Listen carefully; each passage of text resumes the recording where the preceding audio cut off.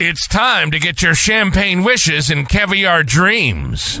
Welcome inside the Hall of Fame. Now, can you dig that? Boom! Welcome inside the Hall of Fame. I'm Booker T, 6-time world champ, 2-time Hall of Famer. Got my man Brad Gilmore here with me. As always, want to thank everybody for stepping inside the Hall of Fame. Get your champagne wishes and caviar dreams, man. We got a whole lot to talk about here today, but we got a whole lot. I mean, who killed WCW, of course. WCW was a hotbed back in the day, and we definitely got to talk about that. But what's going down? What's going down in Vegas? What's going down in Vegas this weekend? Battleground. Oh, yes, UFC Apex. First time we're going to be in there. We're going to blow that damn thing up. We're going to blow the roof off. I cannot wait to get inside the Apex, as well as we got to start at Reality Wrestling. Reality Wrestling is going to be kicking off this weekend, guys. Lexus King will be stepping back inside the building one more time. I'm excited. As you can see. I'm on that stuff. That energizer. That's all it is, the energizer.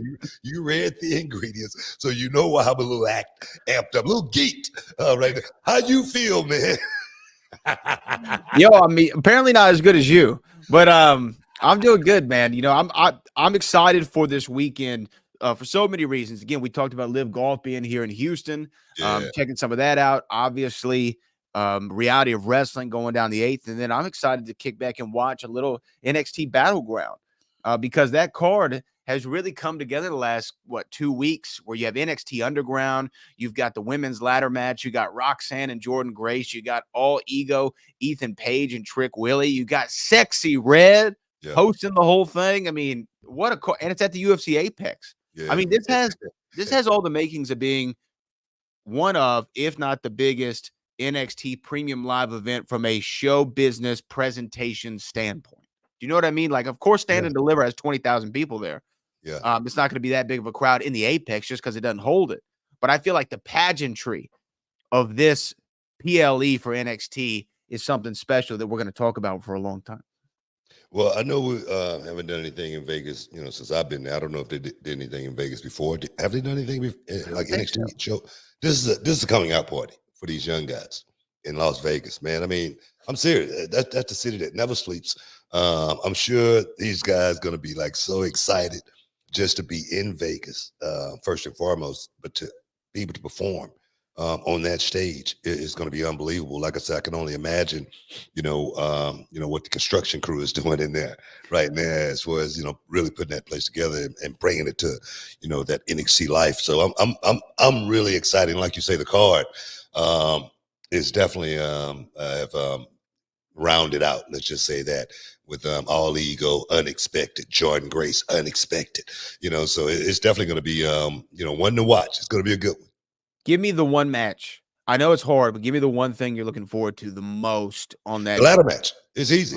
It's easy. I mean, it's history going to be made in Vegas on Sunday. And that right there, for one of those ladies, like I said, when you do something like that, it's something that no one, throughout the history and the annals of time could take it away from you. You're going to be the first to ever do something like this. So that match right there, I'm highly anticipated on checking it out, especially after watching Soul Ruka just snatch the soul of Lash Legend. In that triple tag match. So my thing, man, man, I'm excited, man. I'm really excited for NXT, and I'm really excited for these young guys to go out there and be able to display, the utmost talent. I'm excited about Wesley being back, being in that picture. Wesley is a kid that, he had to grow on me. He didn't just get it when I got there. I was like, man, I'm not sure about this guy, man. He seemed like a fly by night here today, going tomorrow, flash in the pan type of guy. But I tell you, man, he made me a believer every time he went out there and performed, because he performed at the highest level, no matter how big, how medium, how small the guy was. He went out and performed at extraordinary level, man. So I'm glad to see Wesley back in the picture. Okay, before we talk about, because I really want to get into who killed WCW, we'll talk about the first episode, and I have some questions for you. But there was another news story that I feel like you have to react to. We're talking about NXT. We're talking about, the big PLE that's going down this weekend. In the main event, you're going to have all ego Ethan Page, Trick Williams for the NXT Championship. But Trick Williams has been doing the media rounds, and he appeared on the Masked Man show over there on the Ringer Podcast Network. And this is what he said when they asked him about, what would a dream match be? What would be something that you'd want to accomplish during your run as NXT champion? And he said, I've already asked Booker T if we can run it one more time. He can still go. He's in the gym all the time. He doesn't slow down one bit. It's up to him. It's up to him. It's up to Shawn Michaels. If we can make this happen, I'm all game. I would put the title on the line. Oh, yeah, man. I think he's got one more in him. That would be the hugest honor for him to run it with me. I wouldn't complain if nothing else happened. So Trick Williams putting it out there. You know what, man? Booker T for the NXT Championship. I'm like Ronald Reagan, man. I'm not going to exploit my opponent's inexperience in this situation. The youth and inexperience. Yeah, exactly.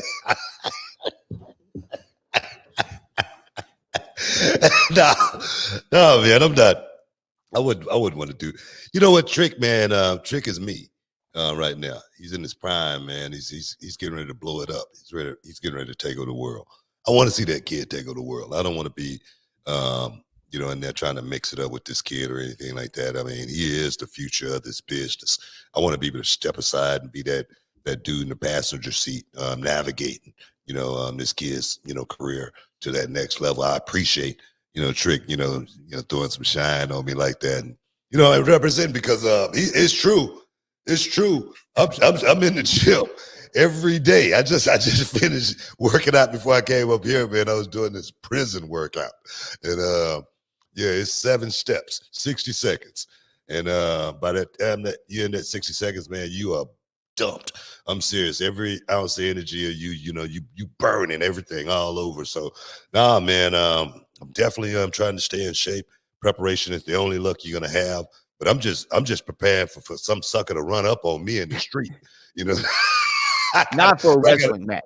No, not for a wrestling. I got about 2 minutes in me. Too hard minutes. In a fight that is, ladies. Booker said I got that prom night stamina. Almost sexy red to be, thinking the wrong thing. You know what I mean? That's in a fight. You know what I mean? No, man. But I appreciate Trick Williams for everything, man. I'm serious. I really appreciate networking with this young man and really being able to be a mentor for him. I always wish, to have that, coming up in my career. And, blessed that I did, having Ron Simmons, giving me knowledge, man, spitting that science to me and telling me what it was going to take to make it in this business, but not just what it's going to take to make it, but what it's going to take it to make it through those landmines. Man, that's the big picture. So now, man, I'm here for that kid in every way. But if he need me to get in the ring with him and just school him, I could do that. But that's off camera. That's all off camera stuff, man. Come on, man. Well, you know what? I mean, the internet popped for it, and they want to see it. I don't know. Maybe you can have your arm twisted. Maybe you can be convinced. Never know. Look here. If the money is right, Saudi, book it. Yeah, you know, I mean, the crown jewel. What else do they have? Yeah, I mean, I there's all suck it kinds up. of things. I suck it up for one more run, just one last run. I do it. You know what I mean? But the money got to be right. The money got to be right. Right price, man. Right price will always get it done. But Book, I know we're coming against a break here shortly. And I want to talk to you about WCW and the death of WCW. Who killed it? Because they're doing the docu-series on Vice from executive producers of The Rock and $7 Productions are doing it. I have a lot of questions about it, and I know you saw it, and I know we have to get into it, but I also know we're coming up against a break. Should we go to break and then talk about it? You know, from like I said, we got like about a minute left, less than a minute Okay. left. But I did watch it, and I tell you, very intriguing, very intriguing. The first episode got 3 more to go, and I can only imagine where this thing's gonna go. I can't wait to see when are the wheels gonna fall off. That's I know that's what people are looking for and waiting and anticipating. When are the wheels gonna fall off more than anything? So we definitely got to delve into it. But right now, guys, stick around. You are inside the Hall of Fame, man. We'll be back in a minute. Can you dig it, sucker? And this episode is sponsored by Blue Chew. Guys, let's talk about it. Let's talk about sex. Hey, you remember when you was always ready to go? I'm talking about strapping the rocket on it, man. Going straight to the moon. I'm talking about getting it done. If you want that extra confidence, I got something for you. Listen up, BlueChew.com. Blue Chew is a unique online service that delivers the same active ingredients as Viagra, Cialis, Levitra, but in a chewable tablet at the fraction of the cost. But the great thing, Book, is you can take it any time, day or night, so you can plan ahead or be ready whenever an opportunity arises. The process is simple. You sign up at BlueChew.com, consult with one of their licensed medical providers, and once you're approved, you'll receive your prescription within days. The best part, guys, it's all done online on the internet. So there's no doctor's visit, no awkward conversations, no waiting in line at a pharmacy or any of that. And the thing is, Book, Blue Chew's tablets, they're made right here in the USA and prepared and shipped direct to your door in a discreet package, so no one is the wiser. You know, let's just get it out there, guys. Blue Chew wants to help you have better sex. Discover your options at BlueChew.com. It's like this. Chew it and do it. And we've got a special deal for our listeners. Try Blue Chew absolutely free when you use promo code Booker at your checkout. Just pay $5 for shipping, man. That's BlueChew.com. Use promo code Booker to receive your first month absolutely free. Visit BlueChew.com for more details and important safety information. And, you know, we want to thank Blue Chew for sponsoring the Hall of Fame podcast. Chew it and do it. Welcome back inside the Hall of Fame, man. We're talking who killed it? Who killed it? That's what people want to know. What's your questions, man? Wait, we want to know who killed WCW, but the thing is, not only did you watch this documentary, again, for people just tuning in, this documentary is a 4-part miniseries on Vice. You can also watch the first episode, I know, is on YouTube from the Vice channel, where you can watch it in full. I was really fascinated by it because I remember WWE did a documentary years ago called The Rise and Fall of WCW. And it was pretty informative about what happened. And of course, there was the Monday Night War documentary that they did for the network and the one they did back in the day. And so I was wondering how much I was going to really learn about WCW. And I learned a lot. But I wanted to ask you, how did you become involved in this? Because not only did you watch it, you were in the documentary. How did this happen? Oh, I got paid.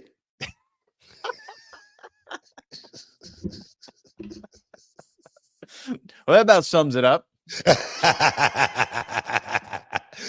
No, man, you know, I was approached to be a part of it. You know, I think I was a big part of WCW as well as the beginning, as well as the end, the very end of it. I got a chance to see it up close and personal. I saw the cracks, you know, in the foundation, and then I start seeing the craters, and then the implosion of WCW. So I was a big part of that thing, and to be able to, you know, talk about it from my position, as far as who I thought perhaps killed WCW, or why, WCW is no longer around right now. I don't know if I'm right or not, but, I could be. It's always going to be questions. Well, to me, I think it's always hard to say one person did anything, right? Yeah. I mean, there's always a team of people and a lot of decision makers that made WCW's demise or any company's demise for that matter. But okay, so you broke into WCW in the 90s, early 90s. It was what, 93 y'all got in? 23. Yep. Mm-hmm. What was WCW like at that time when you first signed over in 93? Like, what was the environment like? It was cartoonish. It was a good old boy clique. It was second rate as far as, it wasn't WWF. It was the way they did it in the South. Wrestling, they had their formula, they had their system, and they tried to stick to it. It wasn't a whole lot of entertainment going on or anything like that. It was just a wrestling company. I don't remember anything in that early part of my WCW career from an entertainment perspective, other than, I don't know, putting us with a manager and making us go out and, act like, fools, in a sense. It was when I look back on it, I always told my brother, when we first got into this thing, I said, man, let's just get our foot in the door. We get our foot in the door, we'll be able to make some moves, once we get our foot in the door.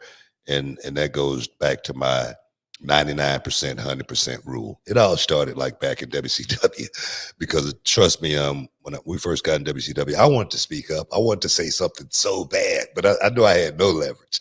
I had not a foot to stand on or anything like that. So I said, let's get our foot in the door. Let's show exactly what we can do before we can start making any moves or anything like that.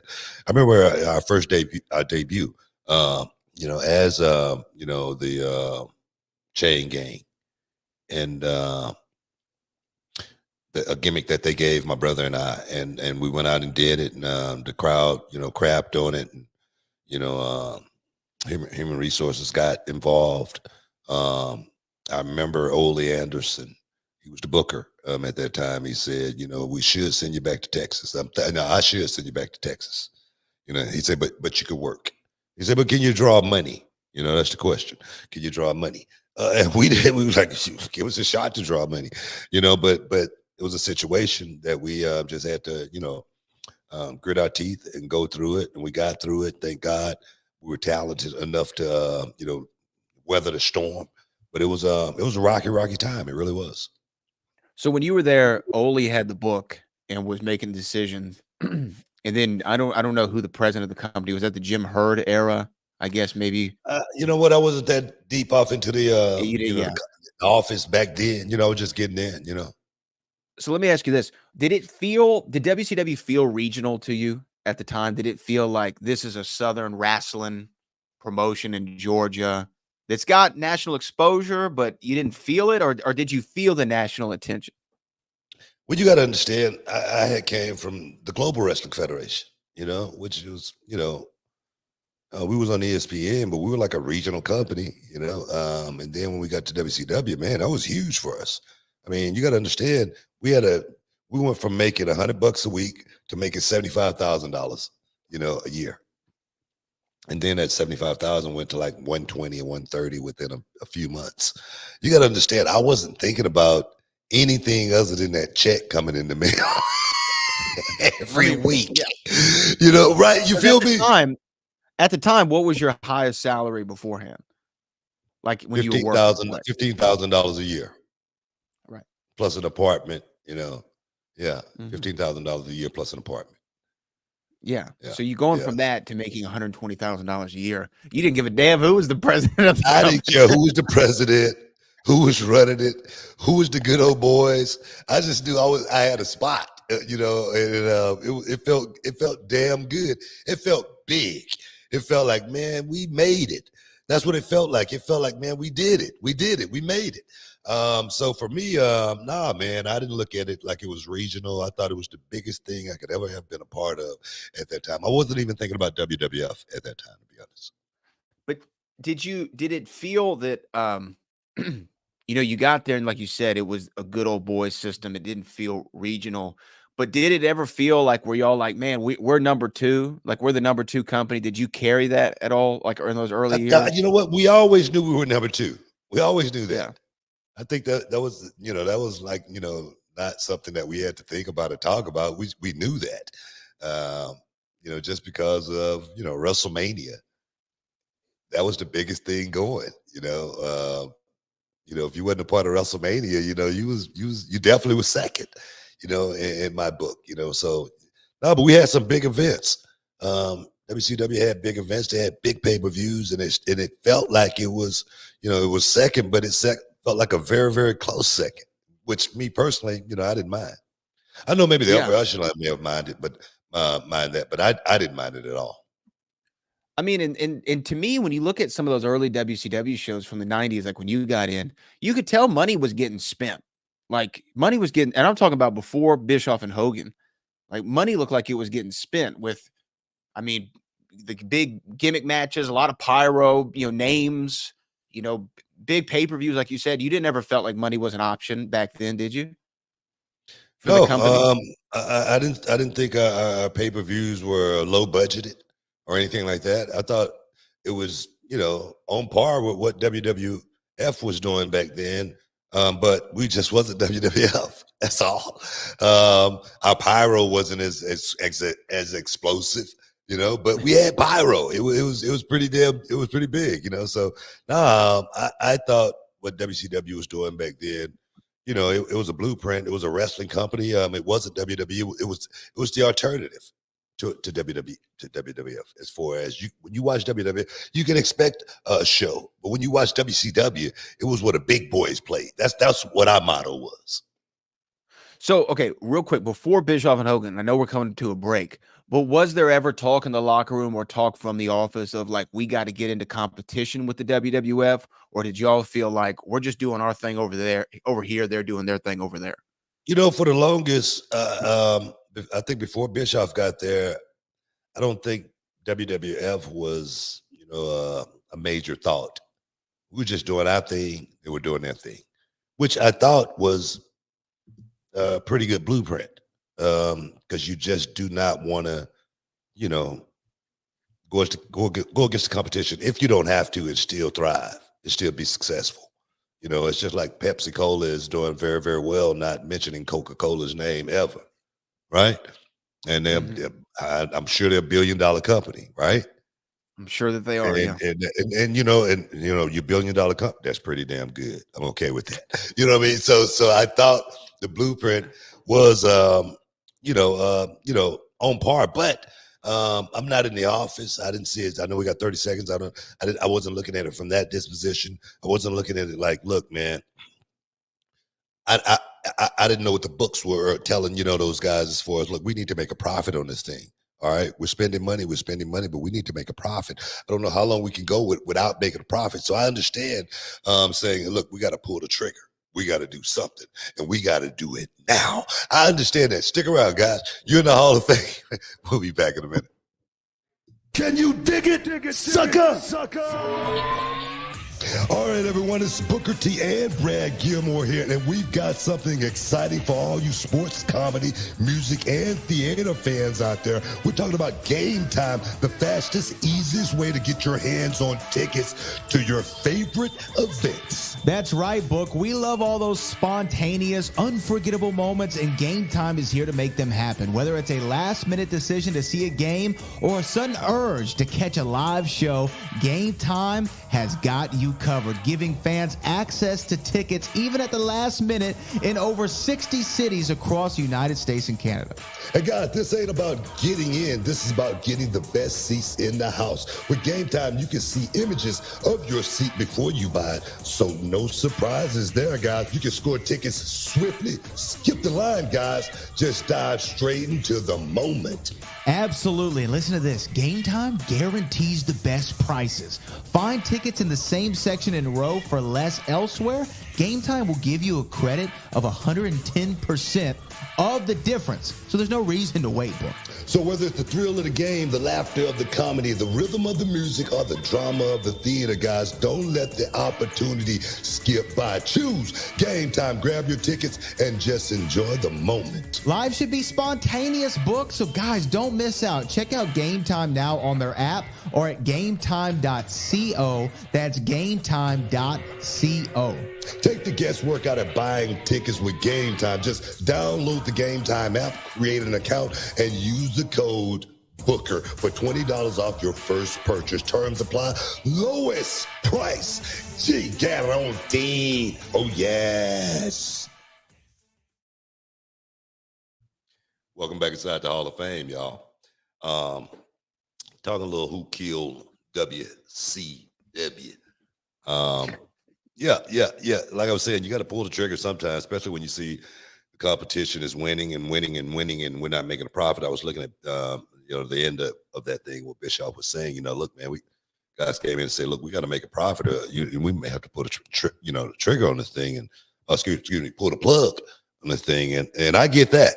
I get that as well. Being in that position, having reality of wrestling, and I remember being in that position where we were doing shows, and we were at a rec center, with a high school. And then Charmel was like, baby, we need to get our own building. And I'm like, man, we can't do that and, be successful. She's like, that's the only way we're going to be successful if we do that. And I'm like, all right, let's do it, because I knew that was the last stop, opposed to, look, man, we're going to either have to do this or we're going to have to pull the plug on this thing. And WCW was in that same position, I think, as far as, trying to make a profit. Now, that is kind of that I understand what Eric Bischoff said, as far as having to make a profit. He had to make a move, wanting to go head to head with WWF at that time. I get all of that, but I'm still a little confused about the blueprint of the way they went about trying to make a profit. Okay, because like I say, Hog Wild, I can't imagine those guys bought tickets to that show. Okay, all of those bikers, those beach shows. I can't imagine those guys bought tickets. I remember doing a TV in Charlotte, North Carolina, maybe, and it was outside, and it was pouring raining, pouring rain. It had a lot of people out there. I can't imagine those people bought tickets to that show and stuff like that. It wasn't a whole lot of merchandise being sold, only for certain people. So I'm trying to figure out what, and then all of the contracts that were being bought, as far as guys that wasn't really working on the show, that was sitting at home and they were making a whole lot. I'm trying to figure out that part. For me, I'm still trying to figure out.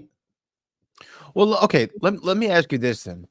What is your earliest memory, if you can go back in the DeLorean and figure out, of Eric Bischoff? When's the first time you met Eric, and what was the first time when you heard he was taking over the company? I know he worked, or taking over the show, rather. I know he worked as an announcer, as they covered in the documentary.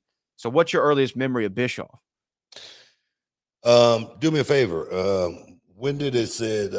When did it say Bischoff came into WCW? It came into power. What year was it? I believe it was 95. 95. But I'll tell you here in just a second. I would have been there 2 years if that's the case. But I had seen. So it's 94. In 94, Bischoff signed to the company in 91. Like I said, that was very good. That was very shortly after I got there. Bischoff pretty much took over. All right. Yeah. All right, I got there in 93, 94. Bischoff took over. Things started moving in a different direction. Bischoff did. I tell you, Bischoff did want to make this business, high-paid athletes. He wanted to have superstars on the roster, just as big as it was in the WWF. That was his vision. I give him that. As far as you could tell, it started getting a lot more show business, as far as bringing in talent. from outside interests as far as other genres, music, Hollywood, whatnot, you know what I mean? Basketball, whatever, they started trying to do a little bit more stuff like that. So yeah, I guess I was there from the beginning of Bischoff's run all the way to the end. So, I mean, how would you describe Bischoff's leadership style during the time he was running WCW? Was he Well, friendly to the guys? Was he friendly to the company? it's just like, it's like with me. My guys don't see me until we have to do the show. Right. The only time my wrestlers ever see me. That's the only time we really ever interact. Now, I got a lot of students that I work with, sometime, and we do film study and whatnot because I'm still a coach as well.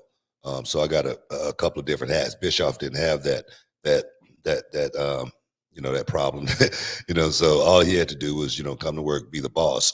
One thing about being the boss, the less you see him, the more you feel like he's the boss. You know what I mean? It's almost like Charlie's Angels. You never really see Charlie, but he the boss. He running everything. He got all the money. You know what I mean? First time I saw Charlie, I was like, you got to be kidding me. That's who that is. But now, Eric Bischoff was that dude in the beginning. I mean, he had the slick black hair. I mean, not the slick black. I mean, cold. I mean, shiny black. I mean, he looked like a model. I mean, he played the role very, very well. He was definitely typecast perfectly for that role. He always had a suit on. He always looked like he was business. I never heard any stories about Eric Bischoff or anything like that at that time, other than he was the boss, and he felt like that. So that's the way I looked at him. That's the way I treated him. He's another guy, I never really got close to like that as far as, calling him on his phone or calling him at his house or trying to network and, or anything like that. But I always looked at Eric Bischoff in the beginning like the boss, like he was running things. And it seemed like the proof was in the pudding because we were getting bigger. We was getting bigger and we was getting stronger and we were getting faster. I think he was doing a hell of a job. So how great of a decision was it by him? Because they cover this in the documentary. He knew that they needed somebody, some central figure that could bring WCW, I guess, a little bit more prominence on a national scale. And he said he needed Hogan. How great of a decision was it for Bischoff to go out and get Hulk Hogan? It was great. Now, for him to be able to pull that off, with Macho Man's help, give Macho a little bit of credit. It was a great move. Like he said, doors started opening. People started answering the phone a whole lot quicker. People start calling back, immediately. Stuff like that. It was a great move for WWF to let Hogan go because they felt like his run was over, which is something teams normally do. Normally, teams always do that, right? And then somebody else will pick that guy up, and then just like Joe Flacco, right? Joe Flacco, yeah, Tom Brady, right? Tom Brady, right? but Joe Flacco is the old guy out. Not Tom Brady. I mean, you bring in Flacco, and then he almost take you to the dance. That type of stuff. Same thing with Hogan. They thought he was out the pasture over there, so they said, "Man, let's bring him in. Let's see what it's going to take to get him in here, and see if we could change this thing around." And then Hall and Nash was a big part of it as well. Those guys coming over. The schedule was a lot better. They were making just as much money, maybe more. There was a lot more freedom. You even had creative control, So, man, what do you think about? You don't even have to think about it. You do it, So, man, it was a huge move for Bischoff to do that, and for Hogan to actually, take the risk and come over and change the whole name of the game. It was a big risk for him as well, but they pulled it off. Again, it happened early in your run in WCW when Hogan came over, but do you remember reactions backstage of like, oh, we got Hogan? You know what, man? I was happy when Hogan and Hall and Nash and all those guys came over because I just felt like we were going to start getting paid more money. I just felt like it was going to start getting bigger, and that's exactly what happened. Those guys came in, man, we started getting paid, big contracts. I was up to 350 in no time. And then Wow, five starting at rolled 75. around. Say again. Starting at When you started 75. started at 75. Yeah, And yeah, now that it's was at 350 three. by And I'm 95, gonna you tell you said? right now, you don't give a damn about WWF when you get $350,000 a year to work the dates that we had to work. I had my boat. I'm fishing every week. I was having the greatest time of my life. Because WCW did very limited, if any, house shows, right? They did house shows, but it wasn't like the abundance of house shows we did. They had went to the point to where they had almost like cut house shows back to a minimum. They had got. I don't know if Hall and Nash and Hogan convinced them. Look, man, these house shows we don't need to be doing these. And they said, all right. That's probably what happened. Next thing So how we many wasn't doing house shows, man. So I was the happiest camper in the world. So when you Seeing were that making check 350,000, hold on, when you were every making week, man, every 350,000, week, every week, the check was there. but Every when you week. were making that, how many dates a year were you working? No, look here. Don't get me wrong. It wasn't like we were sitting at home making that money. We were working. We had overseas tours. We had dates we were committed to. We got to take a break. We got to take a break. I don't want to get us too far deep. Stick around, guys. You're in the Hall of Fame. We'll be back in one momento. Hey everybody, Brad Gilmore here with the one and only Booker T, and today we're not just talking about wrestling, we're talking about something that's changed the game for both of us personally, and that's Mando whole body deodorant. Yeah, that's right, Brad. The most valuable thing in the world could be that #1 draft pick or home field advantage throughout the playoffs. But you know what's second? Time. Absolutely, Book, and let me tell you, managing body odor, that used to eat up a lot of time. Always worrying about it, especially around midday, but not anymore since we started using Mando. Yeah, but tell them why, Brad. Well, Mando isn't like those other deodorants that just mask the odor with heavy fragrances. Mando stops odor at the source. It blocks bacteria on your skin from breaking down sweat, which, by the way, is what really causes that BO. And it's clinically proven to control that odor for up to 72 hours. Now that's long-lasting, man. It really frees up so much time since switching to Mando. I've even perfected my half-court shot, believe it or not. Man, that's awesome. And let me add, I've been using Mando everywhere. Pits, rondos, and even those stinky crevices. We all got his aluminum-free, cruelty-free, dye-free, and vegan. Designed by a doctor who knew what was up about body odor, man. And for our listeners, we got something special. New customers can get $5 off the Mando starter pack. That's over 40% off. Just use our code BOOKER at shopmando.com. That's shopmando.com. Use shopmando.com. Check out their starter pack. Brad and I would not steer you wrong. With Mando, you're really taking care of your body odor anywhere and everywhere. Give it a try and let us know what you think. All right, now back to wrestling. But remember, control your body odor anywhere, anytime with Mando, and save big with the promo code Booker at shopmando.com. Welcome back to the Hall of Fame, man. Yeah, man. Like I say, I wasn't thinking about nothing. I wasn't talking about who killed WCW. That's what we're talking about. I wasn't thinking about anything. I wasn't thinking about anything at that time, WWF or anybody. Like I say, I was having the best time of my life. You got to understand, I'm from South Park, Texas. I had never been in that position before where I was making that kind of money, but I was smart at the same time because I was like, man, there ain't no way this is going to last. Ain't no way. What the hell are they thinking? What the hell is going? That's what I was thinking. I was like, no way this is going to, last, for too much longer. But it lasted 9 years.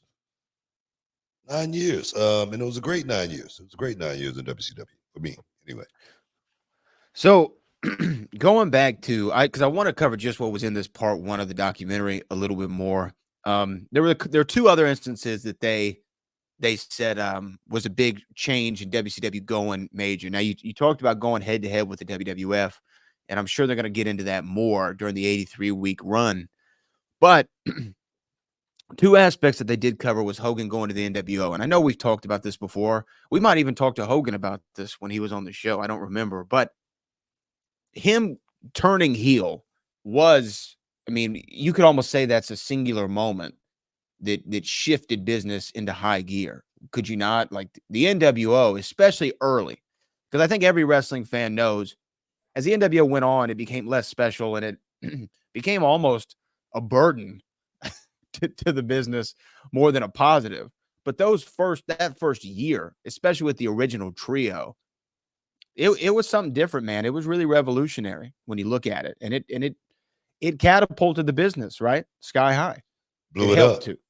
No, man, it blew it up. It was the biggest thing, one could ever imagine, seeing in the business at that time and being a part of it at the same time. We were rock stars, everybody on the road when we went, from coast to coast, city to city, country to country. It was monster, baby. I'm talking about it sold out arenas every week. The attendance went nuts. Everybody around the world was all about the NWO and that damn black and white, man. It was madness. It truly was madness at that time, and it was the greatest time, bar none, in this business. Just as a whole, everything was so healthy. Everyone was Oh making man, money. It was everywhere. Everywhere beautiful, was man. wrestling. It was beautiful. It was beautiful. Everything, man. Everything you want, you get. That's the way it was back then. Yeah. And credit to Hogan in this regard of because there was talk of Sting being the third man in the documentary. They were talking about Sting was going to be the third man, and Hogan was like, I think that spot's for me, brother. And but it turned out he was absolutely right. I don't think the NWO would have had the same effect if Sting was the leader as opposed to Hogan being the leader, right? I don't know. I don't know if it would have been the same or not. It's hard. It's really hard to say because Sting, forever, has been a baby face. Mhm. You know what I mean? That would have been the first time Sting would have ever been a heel, other I than guess when he that's a was good point. Yeah. when he was with the Blade Runners. You know what I mean? People don't really think about that, but Sting has always been the ultimate baby face in WCW, and for the fans to see Sting turn, that would have been a big deal. It would have been a big deal. I don't know if it would have been big as Hogan's. I don't know if it would have been as cool as Hogan's, because Hogan had that cool thing going, especially when he came out to the Jimi Hendrix, thing. I don't think Sting would have been able to pull that side off. So I think the heel faction with Hogan made the fans want to be the bad guys forevermore. And I don't know if Sting could have did that. But you've said before the fans wanting to be the bad guys also hurt guys like you, right? I mean, because you Oh were a yeah, baby yeah, face, yeah. you went through your Oh yeah. baby run. Oh, it hurt. It hurt. Yeah, it definitely did. Going in certain arenas around certain parts of the country, having to wrestle against the NWO. It wasn't. It wasn't fun. It wasn't fun for the baby face because you know uh, that's when the name of the game started changing for me. That's when I thought things were, a lot of people looked at NWO like it was, the greatest thing in the world. And I did as well in the beginning. But as we went along, I thought, man, this thing could really be the worst thing for wrestling that we've ever seen come along ever. And that's the NWO. And we do have a couple super chats that I want to make sure we answer I can't believe that this is our last segment already. But before I get there, they also talk about creative control of Hogan. How Here's the thing. I'm two thoughts on it because you want Hogan and Hogan's going to make your business pop if I can get him. So you're kind of willing to agree to anything that he says, I would imagine. You find out a dollar figure, and if he's like, and I want to have, control over how my character is presented. At the time, I think when you extend that, you go, yeah, no brainer. Hogan wants to, he's a big star. Of course he can call his shot, if he doesn't like something. You don't realize how big of a detriment that can be long-term at the time, but it turned out to be a pretty huge detriment, wouldn't you say, to have guys have control over their characters. Yeah, yeah. Maybe all those guys had a little piece of that as far as creative control. Because Harlem Heat. We wrestled the Outsiders one time. They beat us for the championship. We never got a title shot ever again after that. So I'm like, what the hell's going on here? But it wasn't something that I really thought about a question or anything because of that mailbox. I was thinking about, being on my boat every weekend. I wouldn't really think. I was like, man, it's like a vacation not having the title. So that's the way I looked at it because we had won it so many times, So, but nah, man, that creative control thing definitely changed the whole name of the game. It made everything, different.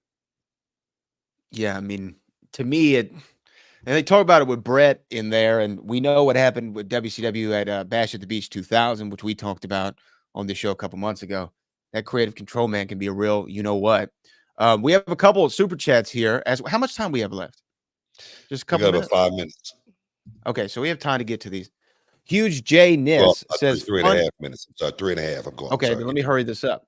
Funny random WCW memories, big salute legend book. Any funny memories come to your mind, like random things? Nah, man, just Shockmaster stuff, stuff like that. Because I was young, man. I was young. I just got into business. I still had the Brooks and Dunn shirt, so we didn't even have the new outfits by that time, So we were just, fresh into the game, first pay-per-view in the main event, our first pay-per-view. So I was wide-eyed, bushy tail, man, and just like, what the frick is going on here? So that would probably be the one that comes to mind right off the bat, Shockmaster. How hard was it to not laugh in that moment? Man, it was very, very hard. It was very hard, and I didn't know what to do because I was like like I said, I was green. I was the youngest guy on the stage, that night, and so I was like, man, just keep composed, And Sid said, "I told you." Okay, people are throwing super chats in real quick, so we'll have to answer them quickly, though. But Jax82, did Hogan-Bischoff relationship hurt WCW, or was it management who didn't believe in the product? I heard that I was listening to that on the first episode, and they were saying, the upper echelon and Turner, those guys, AOL, whoever, Time Warner, they didn't want wrestling, and they was going to do everything they possibly could to do to get it out of there. I don't believe that when it's a profit being made and it's money being made. I don't think people are thinking that at all. I think that's the last thing people are thinking when it's money coming in, and wrestling has been a part of that fabric since the beginning. All right, so that part I do not believe. Keep it rolling. This one says, B says, I love the match with you and Benoit at the Bash in '98. Hell of a match, man. Hell of a match. I mean, and these young guys can go back and watch, Benoit and Booker T's Best of 7. They'll learn more than they ever will in anybody's wrestling school. Except for reality wrestling. Yeah. John JID999 says, with TNA partnerships, are there specific people from there y'all'd like to see mix it up in NXT? Can't wait to see Sexy Red hosting Battleground. Anybody else in TNA you'd like to see? Pound town. Oh, yes. I can't wait to get to Vegas, man. But nah, man, I want to see who's going to step up in TNA and, make the move. Come on over and do some stuff. So I don't know. I'm not going to sit here and you got anybody in mind, Brad? Just I'd like to see Moose maybe mix it up on a higher level with some NXT talent. Moose. I don't see him coming and work at NXT. He'd be main roster. He'd be one of the guys working at. He go right up to the top for me. That's just my opinion. Okay. There you go. Well, I'm looking forward to next week where we can talk more about the WCW documentary as it comes out. Yeah. Hey, guys, don't miss out this weekend. Like I say, Battleground going down on Sunday. The 9th Reality of Wrestling is going to be going down the 8th if you're anywhere in the surrounding area, Texas City, Walker, Texas Lawyer Arena. Make sure you get over there, man. Tickets still available. Do it now.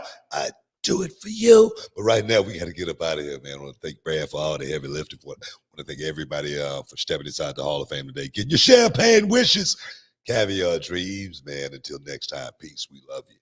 We out.